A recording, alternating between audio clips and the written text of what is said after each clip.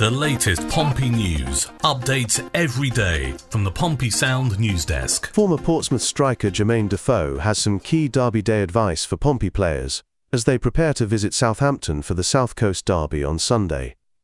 Defoe boasts extensive Derby experience, having played in the North London Derby for Tottenham Hotspur, the Tyne-Wear Derby for Sunderland, and the Old Firm Derby for Rangers. "You should get the best version of every player. You want bragging rights for the fans and the players," Defoe told BBC Radio. "It's a one-off game." Although Defoe didn't play in a South Coast derby, having only spent 1 year at Portsmouth, he has scored derby goals in his career, so knows how to prepare for the occasion. "You have to play the game and prepare like it's any other game," he added. "I always try to stay relaxed and play the game, not the occasion, and then once you've performed and you've won, then you can really celebrate.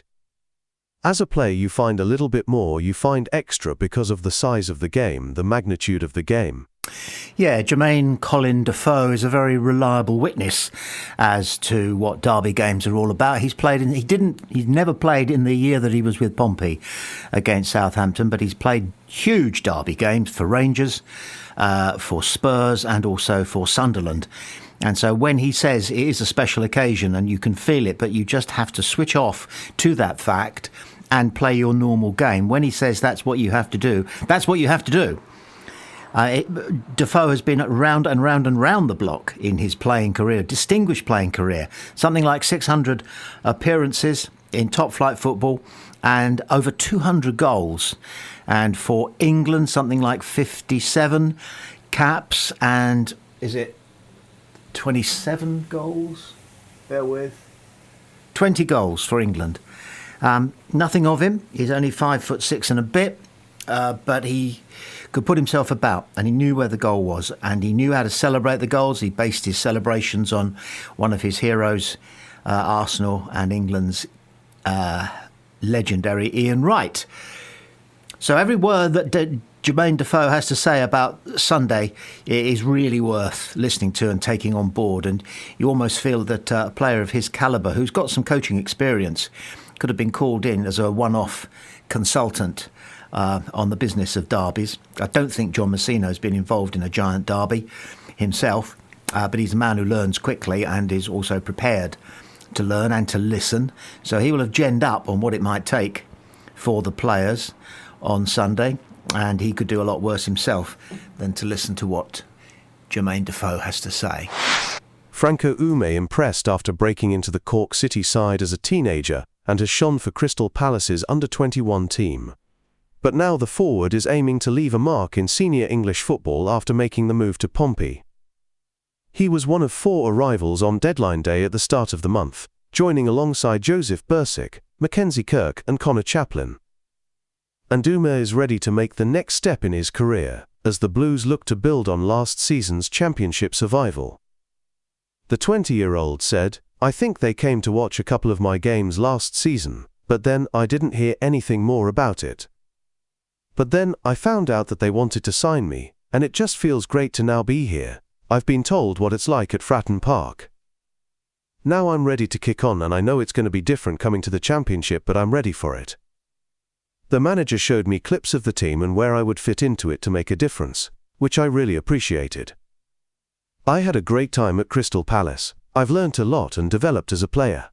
It was a whole different ball game to when I was at Cork. But now I'm ready to kick on, and I know it's going to be different coming to the championship, but I'm ready for it.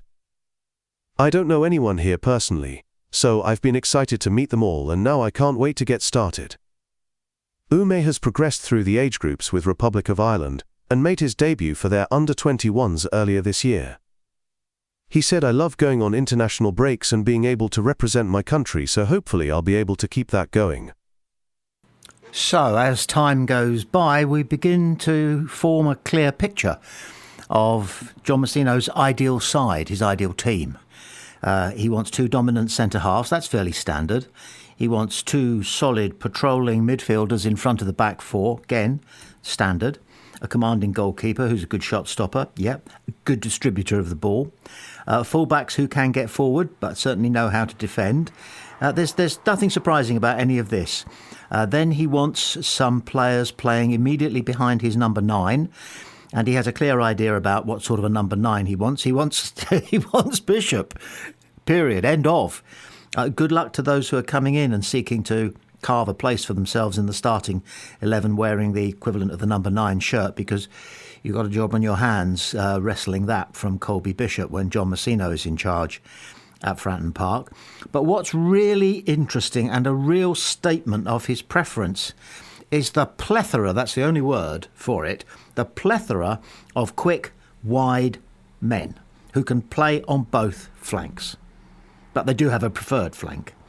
Josh Murphy, of course, is king amongst them in the current setup at Fratton Park, but didn't Callum Lang do well going down the right, the wide right, playing like a right winger before he got himself injured? And we know that Adrian Segicic can do that as well as play in that number 10 role, which, again, is a fairly standard thing in football. But look at the number of men we've got who can play wide. So Josh Murphy, Callum Lang, Adrian Segicic, those last two, it's not their forte, but they can do it. Florian Bianchini makes it absolutely clear that he is learning to be a bit of a midfield player, a bit of a wing forward, a bit of a forward and somebody who can defend, but mostly he likes to go forward. He likes to take people on. He likes to get balls in.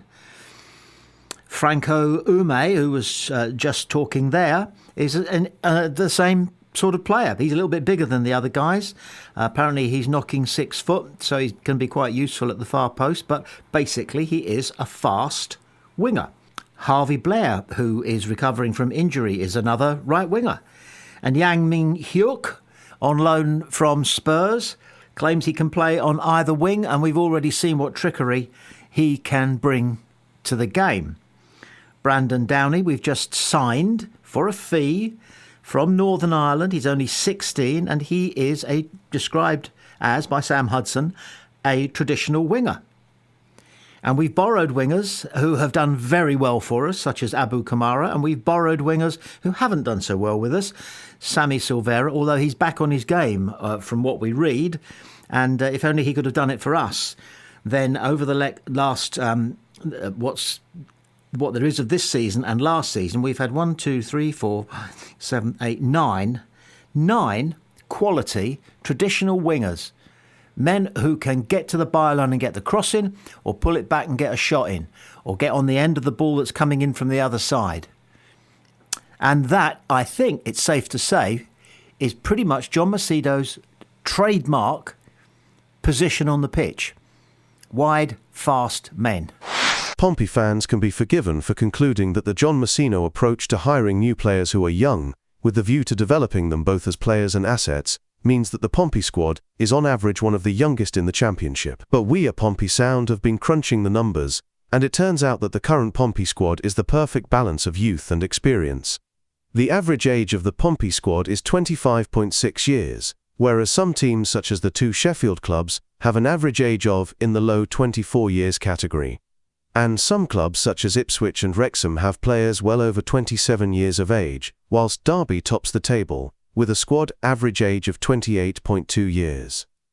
Taking into account all the players in all the squads of all the Championship sides, the average age of a Championship player is 25.9, meaning that Pompey at 25.6 are almost exactly on the nose when it comes to balance.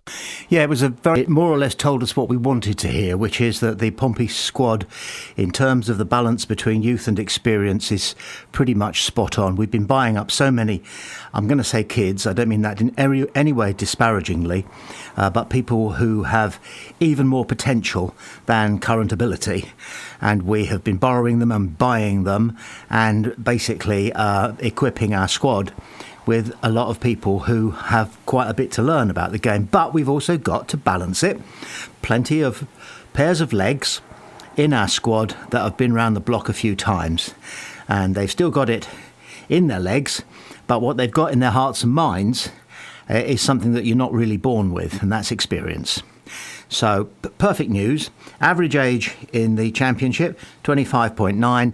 Average age of the Pompey squad, 25.6. There were one or two little eye-raising things, but we mustn't read too much into them.